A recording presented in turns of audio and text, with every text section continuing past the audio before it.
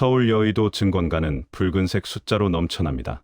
2026년 2월에 차가운 공기를 가르고 전광판의 숫자들이 붉게 타오릅니다. 코스피 5,500 돌파라는 자막과 함께 환호하는 사람들의 모습이 보입니다. 반면에 긴장된 표정으로 모니터를 주시하는 펀드 매니저들의 모습도 보입니다. 당신은 지금 황금의 성 위에 서 있습니까? 아니면 무너지기 직전의 모래성 위에 서 있습니까? 2026년 2월. 지금 대한민국 증시는 여태까지 가보지 못한 길을 걷고 있습니다. 코스피 5,500포인트. 불과 몇 년 전만 해도 꿈의 숫자라 불리던 이 고지가 이제 우리 발 아래에 있습니다. 주식 앱을 열 때마다 불어나는 숫자의 사람들은 환호합니다. 하지만 그 환호성 이면에는 서늘한 공포가 흐르고 있습니다.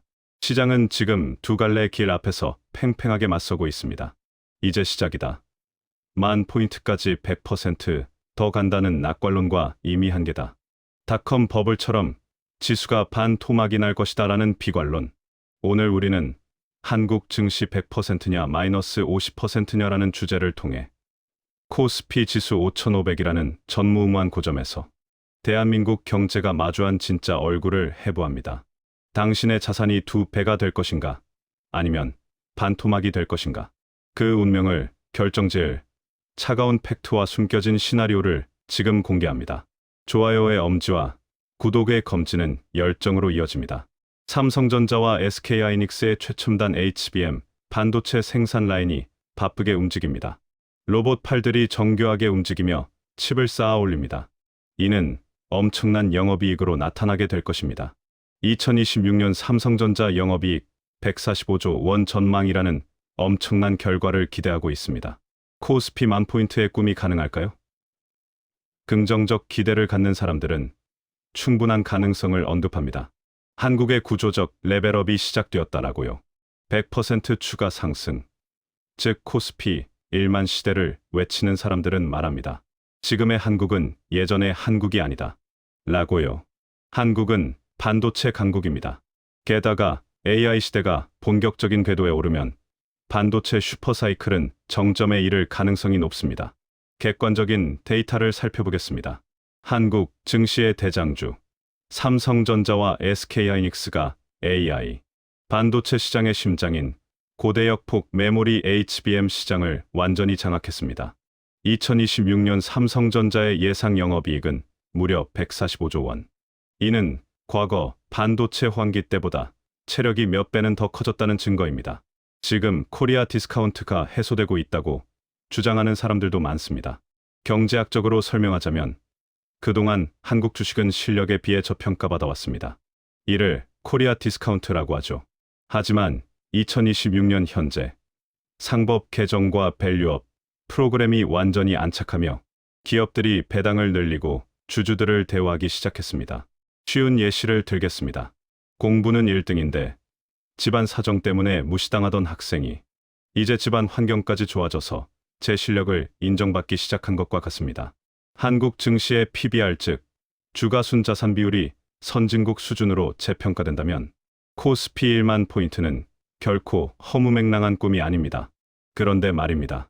긍정적인 이면에는 항상 부정적인 전망도 함께 따라붙습니다. 반대편에서는 비명이 들려옵니다. 부정적 견해를 가진 사람들은 우리는 지금 벼랑 끝에서 파티를 즐기고 있다 라고 주장합니다. 버블은 소리 없이 터진다 라고 전망하는 목소리도 내고 있습니다. 그들은 바로 마이너스 50% 폭락의 그림자가 서서히 들이우고 있다고 염려하고 있습니다. 2000년 닷컴 버블 당시를 한번 돌이켜보면 쉽게 이해가 됩니다. 고공행진하던 주가가 어느 순간 한가 행진으로 급변하는 것을요. 이어 떨어지는 주가 앞에서 투자자들이 머리를 감싸 쥐고 있습니다. 냉정한 수치를 살펴보면 현재 스탁론이라 불리는 주식담보대출 잔액이 역대 최고치를 경신했다고 합니다. 보통 자신이 가진 주식 가치의 60에서 80% 범위에서 대출이 이루어집니다. 대출이율은 기간마다 조금씩 다르지만 대개 7% 내외입니다. 문제는 이 대출이 총부채 원리금 상환 비율인 DSR 규제도 받지 않고 있다는 사실입니다. 환호하며 샴페인 병을 꺼내 뚜껑을 따려고 할 때 B2라는 이름의 시한폭탄이 제깍거리고 있는지도 모릅니다. 팩트체크 들어갑니다. 최근 외국인이 막대한 물량을 팔아치우는 와중에 그 물량을 받은 것은 개인과 기관이었습니다. 코스피 5,500 돌파를 견인한 것은 아이러니하게도 막대한 부채였습니다. 스탁론과 신용융자 잔액이 역대 최고치를 경신했습니다. 극단적으로 말하면 지금 한국 증시는 모래성과도 같습니다. 모래성을 아주 높게 쌓았는데 그 밑바닥이 튼튼한 돌이 아니라 남에게 빌린 모래라면 어떨까요? 작은 파도 하나에도 성 전체가 순식간에 무너져 내릴 수 있습니다.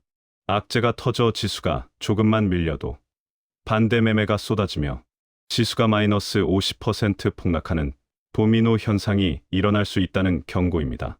게다가 AI 업종의 수익성에 대한 의구심도 커지고 있습니다. 과거 경제학적 사례를 보겠습니다. 2000년 닷컴 버블 당시 인터넷 기업들은 세상을 바꿀 것처럼 보였지만 당장 수익을 내지 못해 무너졌습니다. 만약 2026년 하반기에도 AI 산업이 거액의 투자에 대비하여 실질적으로 돈을 벌어다 주지 못한다면 어떻게 될까요?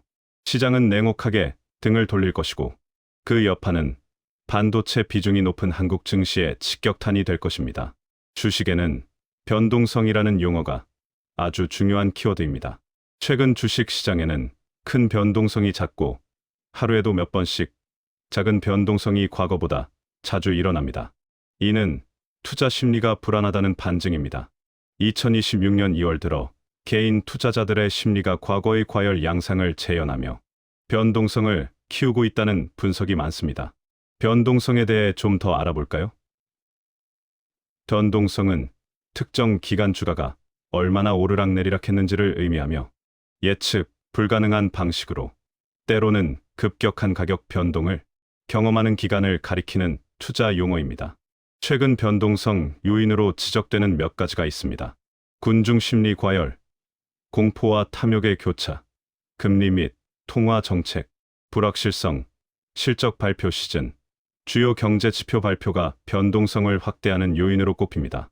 변동성 장세라는 것은 단순히 하락장이 아니라 급등과 급락이 수시로 반복되는 장을 의미합니다.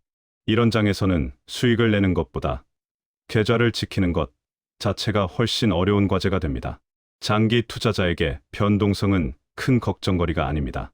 변동성 및 그 발생 원인을 이해하는 투자자는 장기적으로 우수한 수익을 창출할 수 있는 투자 기회로 활용할 수 있기 때문이지요. 하지만 단기적으로 주가를 예측하는 것은 불가능합니다. 특히 인간의 탐욕이 개입되면 이는 더욱 불확실성으로 치닫게 됩니다. 100%냐 마이너스 50%냐. 그 사이의 현실은 어떻게 될까요?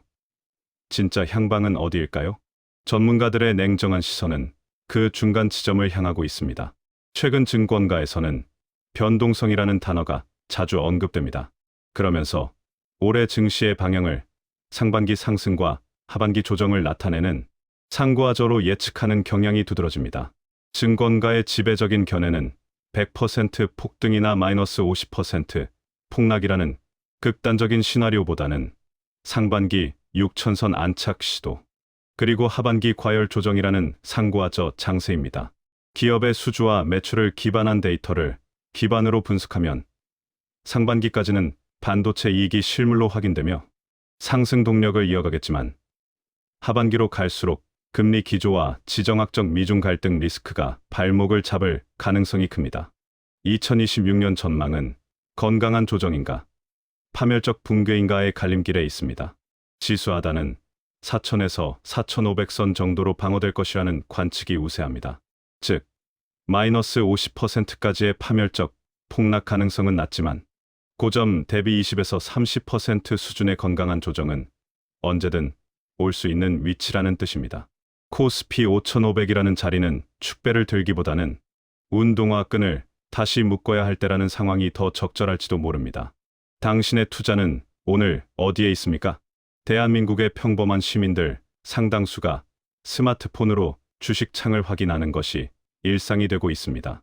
그 사이에 미소를 띠는 사람도 있고 미간을 찌푸리며 고뇌하는 사람도 있습니다.